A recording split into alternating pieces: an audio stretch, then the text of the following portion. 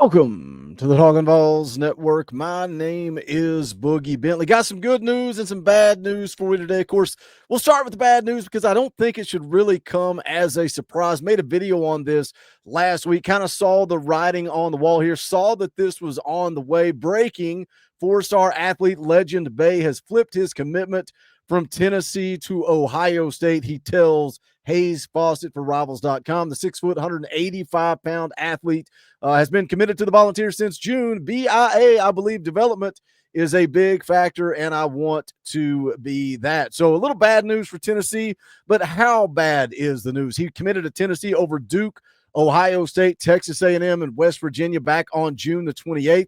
He took the official visit, or took a visit to Ohio State for their win over Penn State. Coming off of that visit, makes the decision, flips to Ohio State. This is what he said. Said, Ohio State just made so much sense for me. I want the best development, the best coaching, the best atmosphere, have a great relationship with the coaches, and I trust their plan for me. I'm ready to compete with the best and help lead my team to a national championship. And again, leading up to this, really doesn't come as a big surprise. All the insiders had Legend Bay trending to the Buckeyes. Steve Wiltfong, Sam Spiegelman, both kind of said that. Austin Price over at VolQuest said that he always thought it was going to be hard to hang on to Legend Bay, but also felt like it would be one of the Texas schools that came calling and not Ohio State. So how do we spin this? What's our take on this as a Tennessee fan base? And I guess it's kind of like the opinions of the 2025 season. You got doom and gloom. You got the sky is falling. You've got the entire class is falling apart. Here we go again. We can't sign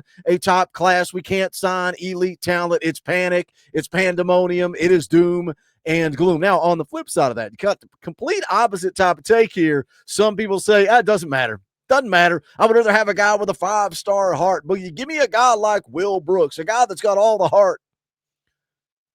Look, Legend Bay losing that commitment, it does mean something. It does matter. He is a dude. He's an elite athlete. He's electric with the football in his hands. He's versatile. He can play anywhere on the offensive side of the ball. He can return kicks. He can return punts. He's got elite track speed, runs a 10-2 in the 100-meter dash. That's why I like the way he fit into this recruiting class, because you can put Legend Bay in the slot. You can put him at running back. You can motion him around. You can use him all kinds of different ways. So it sounds like doom and gloom, right? You hear me talk about him, it sounds like doom and gloom. But on the flip side of that, shout out Super Saiyan. I know he's listening. He listens to every single video. He left a comment saying, I'm okay with this if we replace Legend Bay with a blue chipper. We got to replace him with some type of elite prospect. We can't just go and replace him with a 3-star. And I think here's the reality. The reality always lies somewhere in the middle, right? Yeah, Legend Bay is a dude, but if you're stargazing and you're looking at rankings and you're looking at talent, you can go look at Tennessee and what they've got committed in the class of 2026, particularly when we're talking about the wide receiver position, because that's what they were recruiting Legend Bay to be, as a wide receiver. He was the 4th best committed wide receiver in this class. And I get it. Sometimes as fans, we like to almost fantasy book. I get to move this guy wherever I want. I want to put Celesi Moa at safety because we need an elite safety. But does Celesi Moa want to play safety? Was Celesi Moa recruited to play safety? And the answer is no. So again, you look at the guys committed in this class of 2026. You got the number 1 ranked wide receiver in the country committed in 5-star wide receiver Tristan Keys. You got Celesi Moa, 3rd best athlete in the country. He's a 4-star. He's listed as an athlete. Tennessee recruiting him as a wide receiver. You scroll on down just a little bit. Tyreek King, a guy that I don't think enough people are talking about. Again, a 4-star wide receiver. You can see the profile on the screen there. Ranks 138th nationally, one of the top wide receivers in the country. So I think we're going to be okay at the wide receiver position. Yes, it sucks to lose Legend Bay. Yes, Legend Bay is a dude. Yes, Legend Bay is an elite athlete.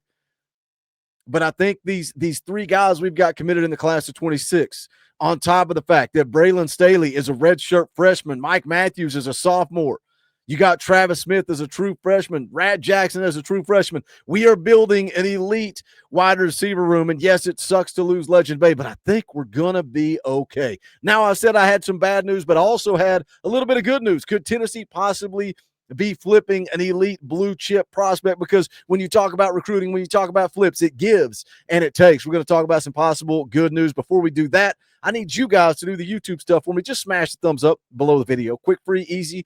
Helps the channel. I would appreciate it. If it's your first time here, welcome to the Talkin VAWLS Network. We're not experts here. We're not insiders. We're not media. We don't pretend to be that. What we are is exactly what you guys are. We're fans.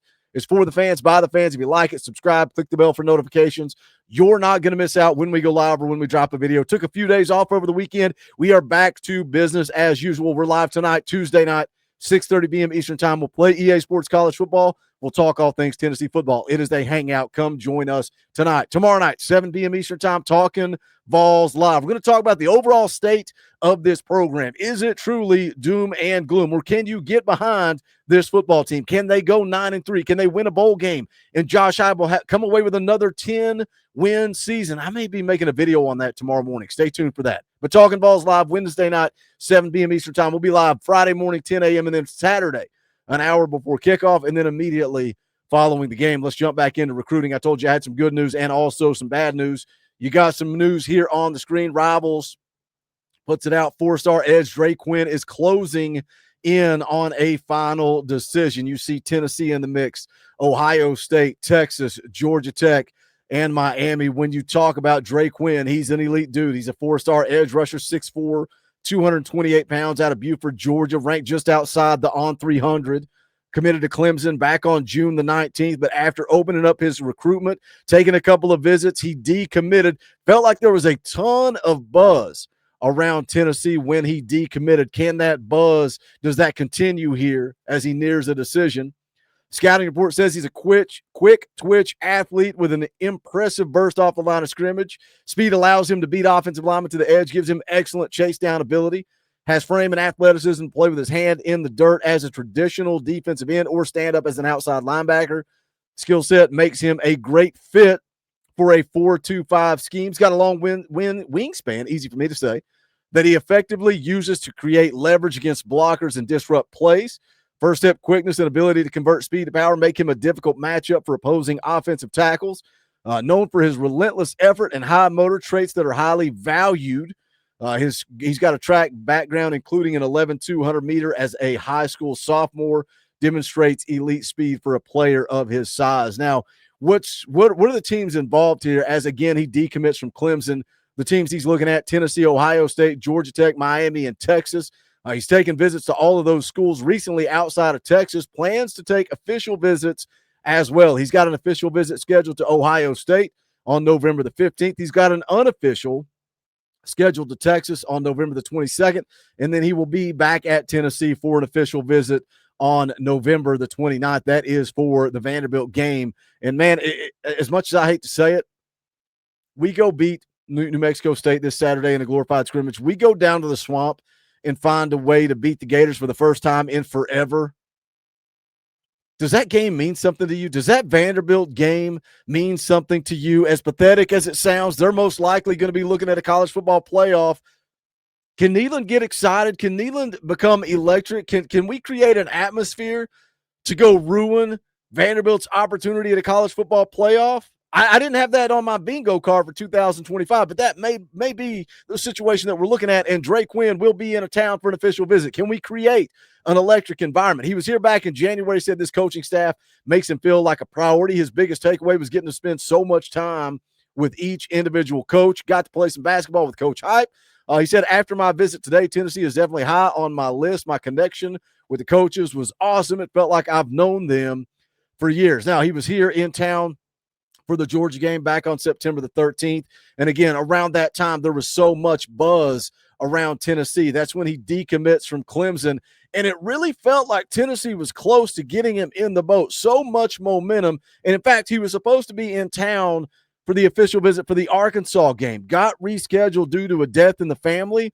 And you hate to hear that, but again, it felt like Tennessee had so much momentum. Could they got him across the finish line there had he made it in town? But again, unfortunate death in the family, rescheduled that visit. That's why he's going to be here on the 29th for the Vanderbilt game. 2 weeks ago, Austin Price over at VolQuest said it certainly feels like Tennessee is trending for the elite edge rusher out of Georgia. What are your thoughts? Jump in the comment section. Let's talk about it. Legend Bay out the door, off to Ohio State. How bad is that for this class of 26? But again, you look at the guys that are ranked ahead of him that are already committed in this class. Would you trade Legend Bay for Dre Quinn? Kind of close when you look at the on-3 rankings where those guys are at. Let's talk about it in the comment section. Smash the thumbs up on the way out the door. Go check out our merchandise, bonfire.com/store/Talkin VAWLS. You can also support the channel by hitting the join button down below. It's only $1. You get access to custom Talkin VAWLS emojis, fan call-in shows, but you're supporting this channel, keeping the lights on. We are grateful for that. You can also support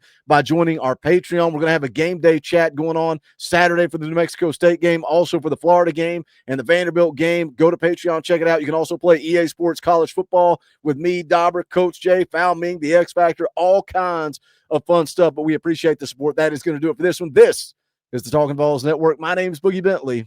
Go Big Orange.